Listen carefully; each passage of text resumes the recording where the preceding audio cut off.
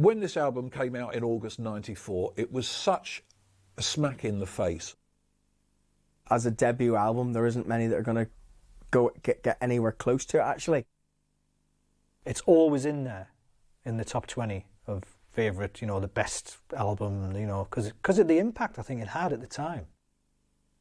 It worked for them brilliantly. It's one of the most iconic and best albums of the 90s. We were ready for something different, and that something different needed to be aggressive. Quite rightly and uniformly, everyone was like, wow, this is brilliant. This is a shot in the arm British pop and rock music needs. It showed the world what they were in for. And I think for that respect, you'd have to say you should have it in your collection if you've got any sort of sense about you, about that whole era of music and the rebirth of guitar music, really. If you're taking the 10 greatest British rock albums of the 90s, Oasis would have 2 in there. Definitely maybe had a phenomenally bolshy confidence, and with Noel Gallagher's brilliant songwriting and brother Liam's inimitable snarl and cocksure charisma, Oasis were onto a winner from the start.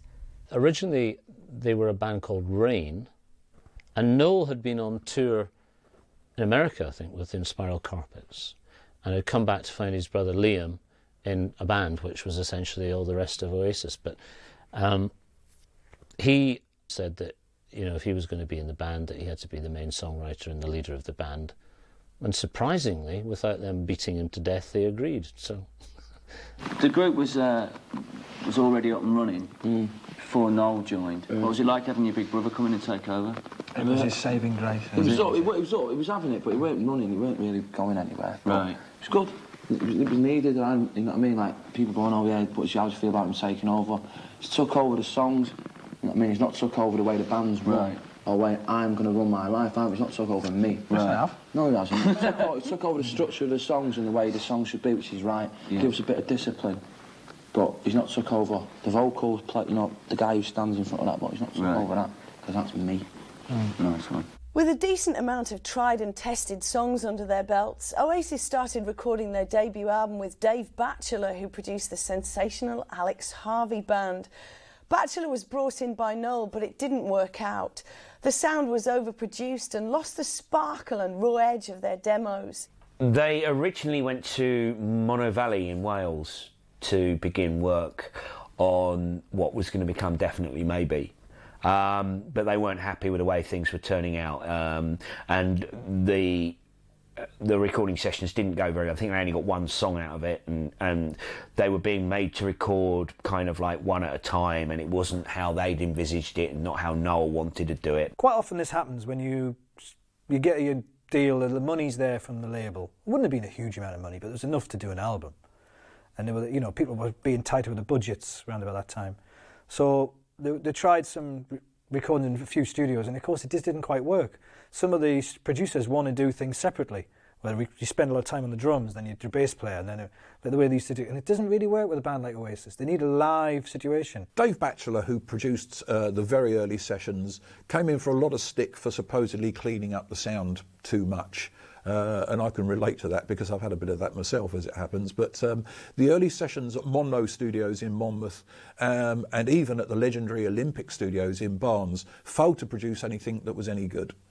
So they went to a studio in the Fowey Estuary called Sawmills, where access was via a ferry, which must have been even a little boat. So this must have been a little bit strange. But the fact of the matter is they were tucked out of the way there, and they were able to record in a more open, relaxed atmosphere, and it worked very, very well for them. You can go in there, it's a lockout studio in the middle of nowhere, down in Fowey, and off you go. There's no real outside influence, there's no clubs nearby. You know, you find a club, it's a working men's, a fisherman's club or something, you know, and they're certainly not welcome in there.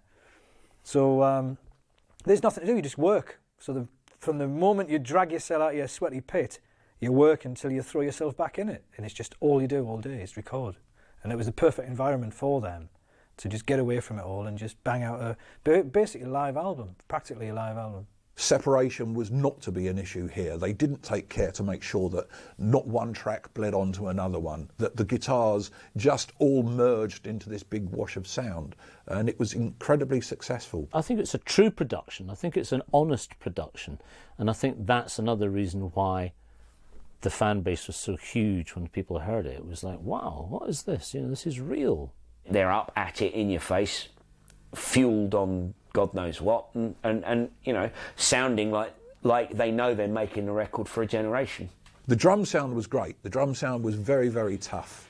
The guitars dominated. This wall of guitars was up front, and it absolutely just thrust out of the speakers and blew you away. From the first time you heard Rock and Roll Star, you tended to forget that it wasn't a Grammy-winning production, but it was just a great, filthy noise, and it's really what we needed back at that time.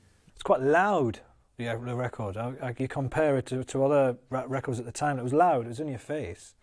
But that's what they needed. They want this wall of sound, and it's adequate, the production. I wouldn't say it was groundbreaking by any chance.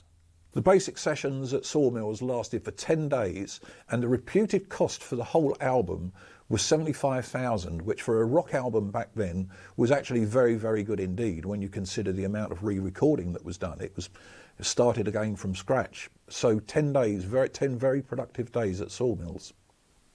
Bring It On Down was mooted to be the first single, but after they put down Supersonic, it became obvious that this was the hit. The surging, Phil Spector-like sound of Supersonic and the very title itself captured the mood of the times perfectly. I need to be myself. I can't be no one else. I'm feeling supersonic. Give me gin and tonic. You can have it all, but how much do you want it? You make me laugh. Give me your autograph. Can I ride with you in your BMW? You can sail with me in my yellow submarine. You need to find out, 'cause no one's gonna tell you what I'm on about. You need to find a way for what you wanna say. But before tomorrow, 'cause my friend said he'd take you home. He sits in the corner all alone. He lives under a waterfall. Nobody can see him, nobody could ever hear him call.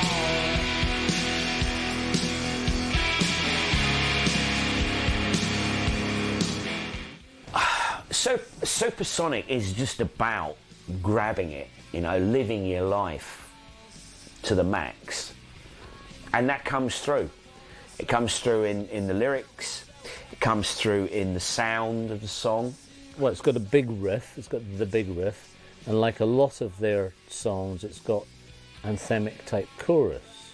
It's a blueprint for living life the Oasis way, isn't it? You know, it's like, this is what we're about. You're coming along for the ride, you know, and a lot of people did. It made you feel supersonic listening to them. Probably helped if you had a line of Charlie up your nose at the time, but... You need to find a way for what you want to say. But before tomorrow, 'cause my friend said he'd take you home. He sits in the corner all alone. He lives under a waterfall. Nobody can see him, nobody could ever hear him call. Nobody could ever hear him call. Nobody could ever hear him call. Nobody could ever hear him call. Supersonic had a sort of a lovely edge to it. It had this great sort of tongue-in-cheek lyric about basically sort of saying you can have what you want and it's all fine. And there's some silly rhymes in there. Supersonic's hit quality is the fact that it has the most nonsense lyrics of any song that's ever been a hit in Great Britain.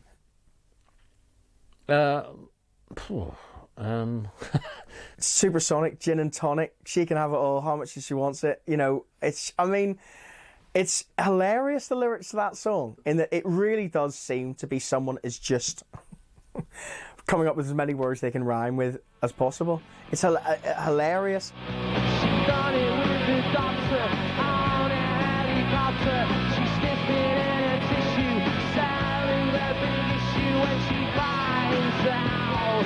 No one's gonna tell her what I'm on about. You know, I couldn't tell you what many Oasis songs were about.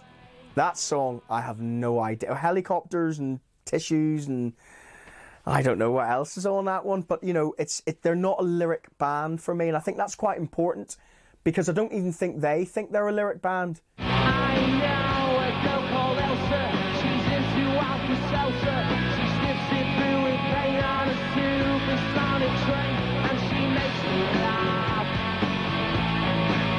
I want her autograph. Our lyrics, I mean, they do mean so much to people, I know they do.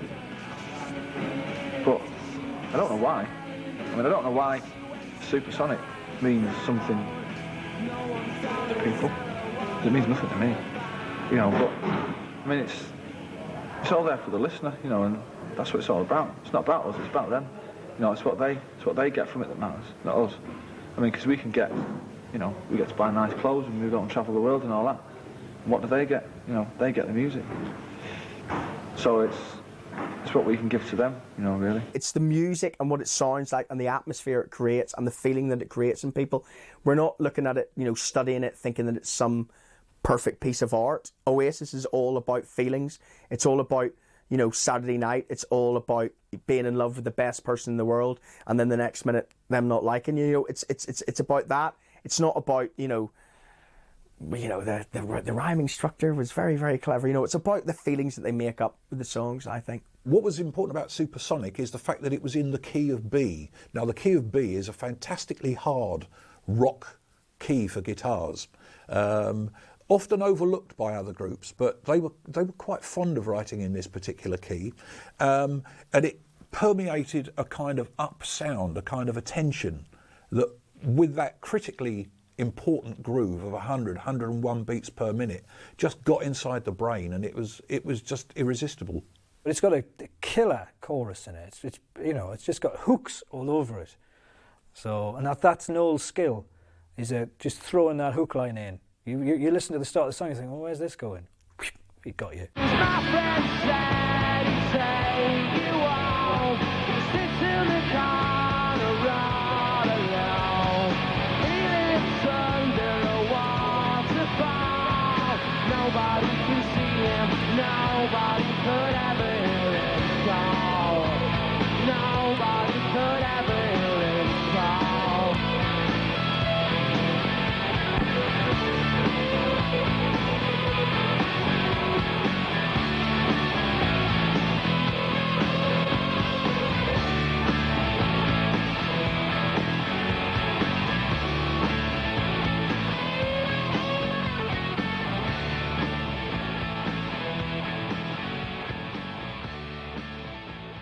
Their stage presence was brash, overconfident, but very exciting. Performance doesn't rate too highly, or an approach to performing never seems to rate too highly from Oasis, and never has done.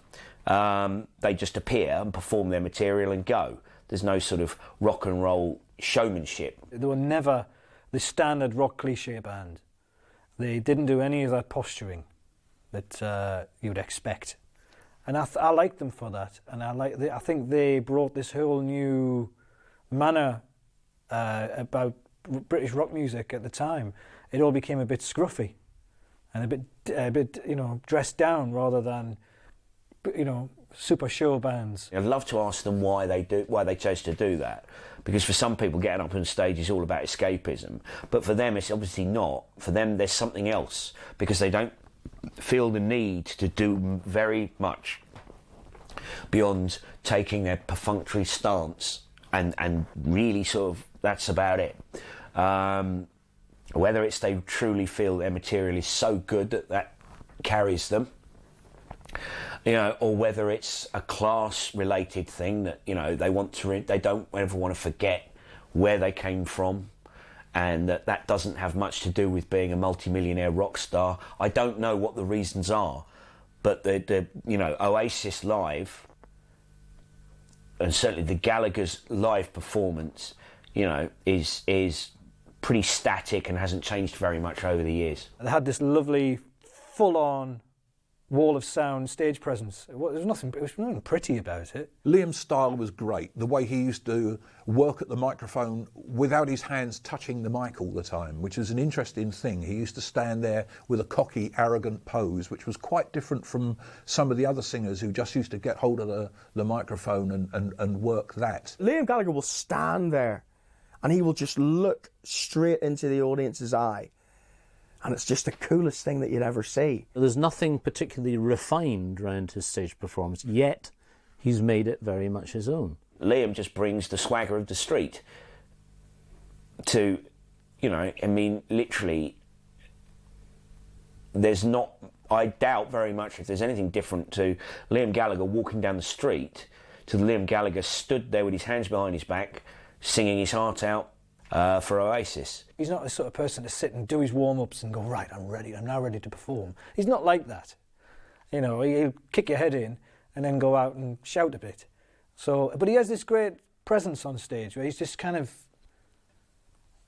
it's sort of slovenly, I don't know what the word is, and he just sort of saunters around and it's quite sort of, yeah, what? And that's his whole thing, and it kind of, you know, see, he's quite watchable like that, you know. I find it quite humorous. It's almost an anti-showmanship kind of thing. The lack of celebrity glitz, that they just wander on stage in you know, looking for all intents and purposes like their crowd, which forges the bond between them and their audience. Things were moving fast for Oasis. They were still playing the small toilet circuit, but they were rammed now, the gigs, and fans were having to queue round the block to catch a glimpse. Word was spreading like wildfire, and that summer, Oasis played Glastonbury after a few days of the release of Shaker Maker. It was their first ever big gig with mainstream exposure, and they took off big time.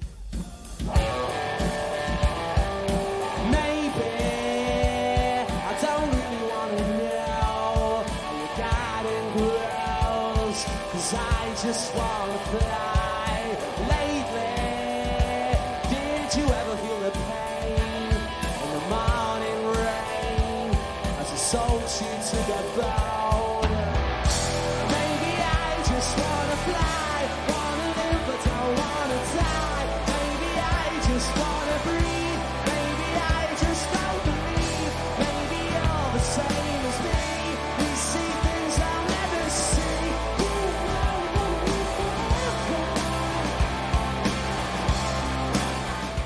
They just blew everyone away when they played Glastonbury for the first couple of years, but the first time, you know, it's always that first time people go back to, because of course it's never happened before. The Saturday night at Glastonbury quite quickly, I think. So probably a bit too quickly. But there was a great gig. I mean, everybody was raving about it afterwards, you know. I was at the side of the stage watching Oasis at Glastonbury because that would have been in June, and I'd seen them for the first time in April. I mean, I think they must have thought about that gig is that they must have been nervous for that gig, because I believe it was the first time that they'd played outside and it was their first festival, and for Glastonbury to be your sort of first one, but they honestly played that gig like they owned it. One of the things that seemed to be the thing with Oasis, they don't get fazed by, you know, you're doing Glastonbury, there's going to be 300,000 people there. Great.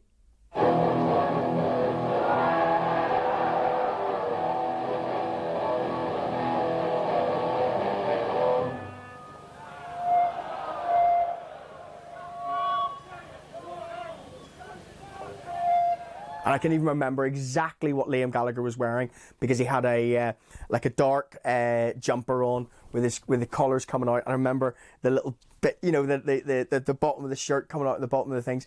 And there was, you know, everybody was completely covered in mud, and he was on stage looking like an absolute rock star.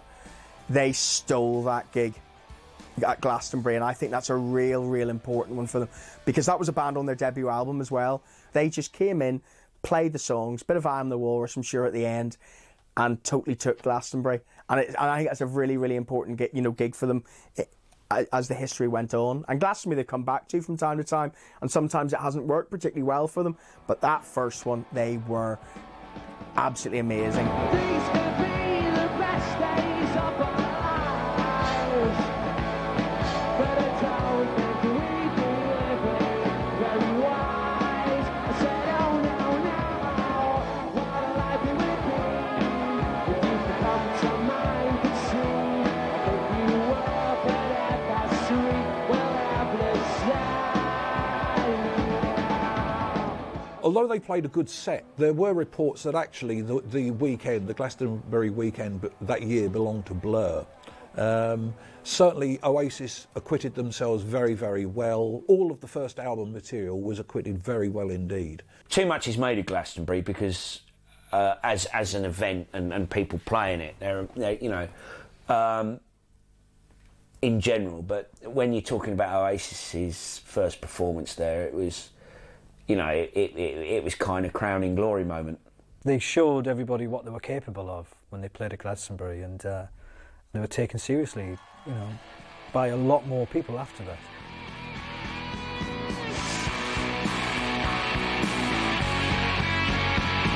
I'd like to be somebody else, and I know where I've been. I'd like to build myself a house out past the sea.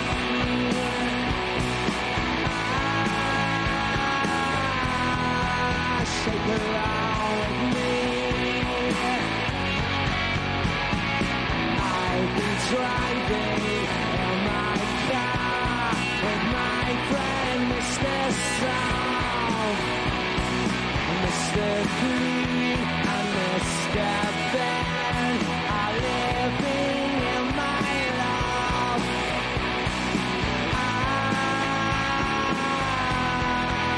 Shake around with me.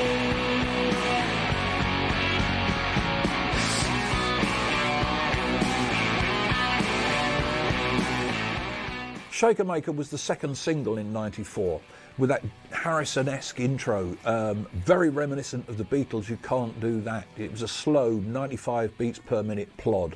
Again in the key of B, they've revisited that key that's so hard and was so right for Liam's voice. Shaker Maker is it's not as good a song as Supersonic by any means, but it's got a great edge to it. It's got a great chorus. You know, I can't stand the verse, which is, you know, some old pop song from the 60s or 70s or something, reconstituted into a song. You can't get away from the fact that Shaker Maker does sound a little bit like a very well-known fizzy drink commercial tune, and it's therefore is already a readily associated melody for people. The press relished the brothers' bad boy behaviour. A series of interviews had Noel and Liam arguing and fighting and baiting each other. Oasis were the walking, talking reincarnation of the type of rock star that the British press dream of. You like to do a bit of rock and roll behaviour in your hotels? Sometimes, just on occasions, right. Not all the time, because some hotels are that. There was one, and it just started through the Columbia. This is when it all started. Right. But everyone goes to the Columbia and trashes. Exactly. That's what does my head in. Right. We're in there, and it was all right at first. You're meeting all these bands, and you're not having a, you know what I mean? And then after a bit, you're thinking, they should be putting us up in better hotels than the Columbia. I was there sleeping there. So we thought, well, why not just try and get bars? So we got bars, so now they don't put us in there no more. And it's cool. More power to the artist. Don't think, but you got to be careful though, with that sort of behaviour, because I mean, it can turn you into like sort of a cartoon type character. Yeah, I know. That like a would-be audience might be turned off the idea of checking Oasis out because they're these guys that do the rock and roll thing. I know, and that's what I don't like. Yeah. Bonehead started it first, and he's on top. I hate it when we done it, and I thought, no, don't do it, because this is what it's not about that. You know what I mean? Leave that to all them retro people. Hotel trashers. I think they were banned from, funnily enough, the Columbia Hotel, which was a rock hotel in London. They were getting thrown out of places all over the country, all over Europe, and yet the fans didn't seem to mind this air of danger about them. I think this contributed to that mystery, to that rebel image that the young people loved so much. If you indulge in that kind of deliberate antisocial behaviour, it will have a slightly detrimental effect, but more often than not, most people don't care that you're pictured doing that, stumbling out of a nightclub, because quite frankly, it's what they would do if someone was taking a photo of them stumbling out of a nightclub. Constantly we were hearing in the press about the bickering between Noel and Liam. There's always going to be a rivalry between that, especially when one of them is the supposed talent. You know, with Noel Gallagher is the supposed, you know, he was the songwriter in Oasis, he was the talent. What was Liam then? And that must have been very, very, very hard for them to... You know, it's hard enough having a brother or sister anyway, but to be in the biggest band in the world, for one person to have all the talent, yet the one face or the one finger gesture that everyone knew it was Liam's, I think that's going to be a very, very complicated thing. Anything was a daft song, that won't work right, that won't be right. Let's do what we're doing. What? Like Digsy's Dinner's acoustic song. Yeah, let's have it. Hang on a sec. Right, so we, Say what we'll do, we'll do sad song last, yeah? So you can just play your little game. Alright? There's days when I've needed a slap and he's slapped me. And there's days when he's needed a slap, so I've slapped him. I went on a big fight, we hadn't talked for about 2 months. Nothing like that. Just like that. And then we just sort of like grown up one day. we can't work it out. We can't work it out. They have been at each other's throats at times, you know, throughout their career. And there has been times when maybe the band came that close to maybe not, you know, being anymore. But when it works and when they are together and when they both are brothers saying, do you know what, we've just made the best album in the world, it even makes it more believable. Of course, the stories about conflict and violence went on and on and on. There's one famous one in '94 in Newcastle at a gig where a drunken yob got on stage and I think he attacked Noel, and that was it. Liam waded in, and after about 5 songs, the gig was over. This geezer took it upon himself to jump up on stage through security and he punched me in the eye with like this ring on or something, and there was a bit of blood everywhere. Really? So he just sort of took the guitar. Was he just overexcited, or had you done something to him? No, maybe it's just because he thinks he's hard, he thinks we're up for the fight and that. Right. And he thought, yeah, I'll have this. Well, it was actually because he found out I was sleeping with his girlfriend. Really? Yeah. Was it? Yeah. Nice one. The whole vulgar, unruly persona became their image, and they thrived on it. They appealed to the soccer yobs. They appealed to the young man who goes down the pub. They were no different, really, in that respect from the early Who or the Stones or loads of other bands that were around like that at that particular time. You need that. You do need it. Because there's too many bloody boring rock and pop stars out there who do what they're told by record company and management, you know, and quite frankly make the most insipid, boring music imaginable. And that's one thing that you can never accuse Oasis of. And the reason why we're in every page is because there's something to write about. We're playing the game, and we mean it, and we're honest, and we've got the best songs, so that's why we're in everyone's face. As the nation warmed to the Gallagher's band, the third single, the soaring anthem Live Forever, was released in August. What a song. That beat at the start, actually, I mean, Tony McCarrol, one thing that he did do very, very good was that boom, boom, boom, boom, boom at the start of the song, because it's an instantly recognisable song. You know, from the intro, you literally, when you know, I'll name that song in, you know, one beat. Fantastic song. It sort of shows what Oasis were going to become later on, in that the way they, it did have that punky sort of attitude, but it had a really, very sensitive side to it, I think. And the lyrics, I thought, were an awful lot better. It's considered to be an ode to Peggy Gallagher, their mother, although Noel has said it's just about a couple of friends. It's a simple song, just lovely simple chord structure in G, and it shows that there was a deeper side to them, if you like. Still quite aggressive, still quite raunchy, but I think Noel was particularly proud of it. He's gone in print as saying that this shows people that Oasis are basically, there's a little bit more depth to them than people at first surmised. Great song, one of the most memorable Oasis songs. Maybe I will never be all the things that I want to be.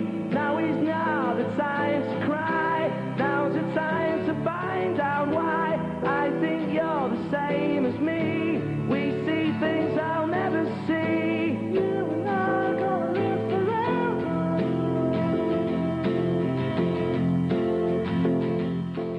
definitely Maybe's an album of many peaks, you know. Live Forever is another sort of statement like Supersonic, really. It's kind of, it's like, I'm young, I'm free, and I can do this for as long as I want kind of thing. You know, it's their hope I die before I get old statement.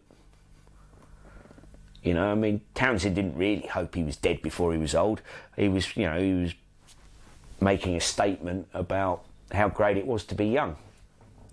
And that's really what Noel Gallagher's doing, you know, and Liam's perfectly happy to echo. It's like a dream, it's like a fantasy song. It's like, and it doesn't matter what happens, we're going to live forever. And it's that whole belief in yourself, that whole thing it sells you. And it's a great song. And you knew when you heard that there was better to come. Because you can quite often tell with a band on their first record if they're going to produce the goods on the next one. And I think they knew they had something up their sleeve then when you hear that song. It's a great, great record. I think Liam Gallagher sings that song fantastically, especially the high bits which you wouldn't usually expect from him. I think absolutely fantastic song, fantastic single as well, and definitely a Dave Thompson karaoke favourite. Maybe I will never be all the things that I wanna be. Now is not the time to cry.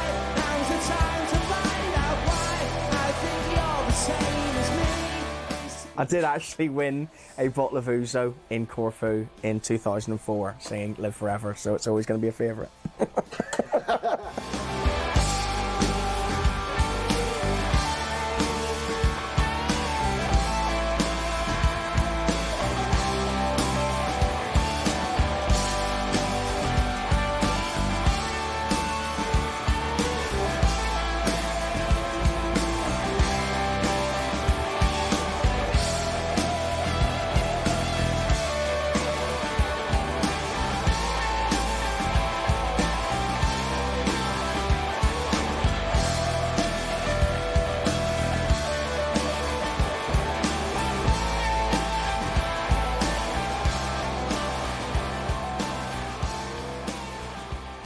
Definitely Maybe was released in August 1994. It was the fastest selling debut in British history, entering the charts at #1. They were on a trajectory that would see them become the biggest band in Britain. Definitely Maybe, I think, was the fastest selling debut album up until then. The album was phenomenally well received. It was the fastest selling UK album, which sold something like 100,000 in just 4 days. Quite rightly and uniformly, everyone was like, wow, this is brilliant. This is a shot in the arm British pop and rock music needs. It just pressed buttons with a certain age group of people, and then even pressed buttons with age groups that were slightly older. It was maybe harking back to, oh, that reminds me of a bit. You know, there's some tracks in there that sound a bit sort of 60s-ish. Guys my age were buying it, which is quite something. It wasn't just younger people buying it. Everybody was buying it because everybody wanted it. It reminded a lot of people of what they were into previously. No one was doing anything like Oasis when they turned up, and you know, although perhaps you couldn't have said before they arrived that was exactly what was required. I think you kind of knew. There was such this blandola kind of sort of thing. I mean, rock music had grunge, and Kurt Cobain had just died, so there was a hole to fill anyway in '94, and Oasis filled it. The country was so desperate. The general, especially in Britain, the buying public wanted a new rock band that they could either love or hate them.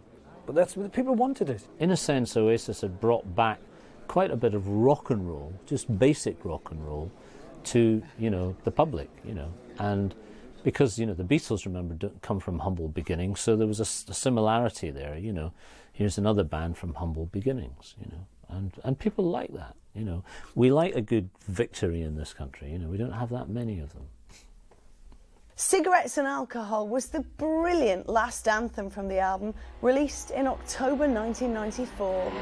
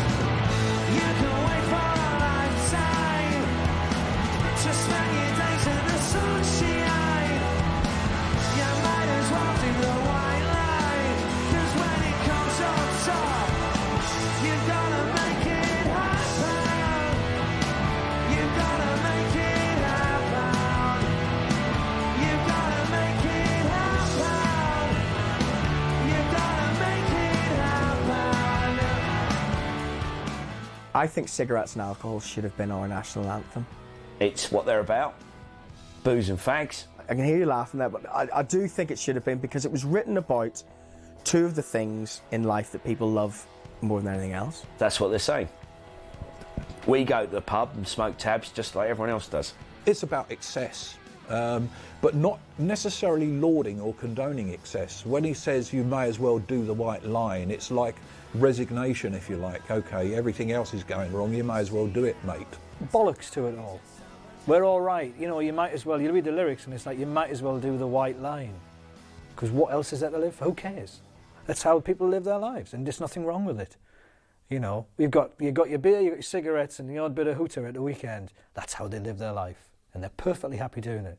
If Mad for It, which was the Oasis slogan for so long, was personified in a song, it would be cigarettes and alcohol. The song basically appealed to student working class life, young people that were on the dole, that could totally relate with this whole image of cigarettes and alcohol. Just let's live life to the full.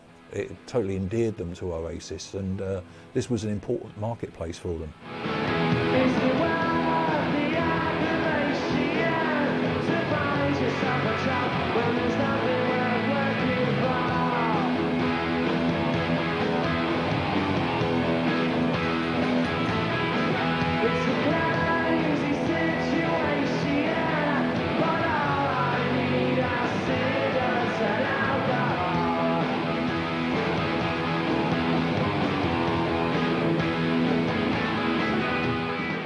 It's talking about British life. It's talking about the fact that you're going to go out on a Friday night and there's going to be people who are going to lose their minds and just go out there and live and have a fantastic night. We're always told about, is it a pro-drug song? Is it a pro-alcohol song? Is it a pro-cigarette song? No, not necessarily. It's about going out there and giving it some, having the best time you possibly can on a night out. I think that's what it's about, and I think that should be praised. I think we're told so many things in the world that are bad for us, scaremongering everything. Do we forget what it's like to go out and have a fantastic night, having the smoke, having the drink with your mates? You forget about it sometimes, and that song reminded me very much so. I mean, it should have been the national anthem. Our national anthem's so boring. And I just think that would have been so, you can imagine, you can imagine getting your head going down like that whenever we win a medal at the Olympics to that song. I think it'd be brilliant.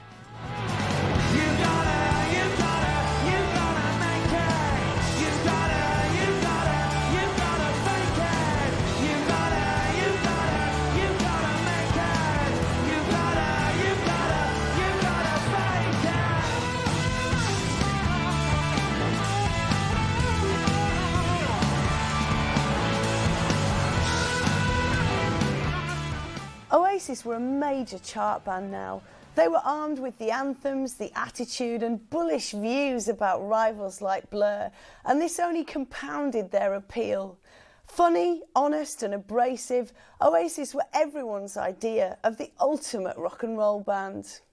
You've got to look at Oasis as being one of the best modern day hard rock bands that England's ever produced. Oasis had to be massive. Oasis if they hadn't been, I think it would have been one of the big crimes against humanity if Oasis hadn't been massive. Had the band together, Noel joined the band, world domination, here's A, let's get to Z. And they just went there. Because they went there pretty fast. We are the kings of the crop, and you lot are following us. That's what they were about. The attitude that they had, they would have made them... it would have been life. They'd have been seeing therapists for the rest of their lives if they hadn't have been successful, because they were so bloody sure they were going to get it. They were the young upstarts that rode into town, rode everyone else out of town, and then when they rode out of town, everyone else was following them.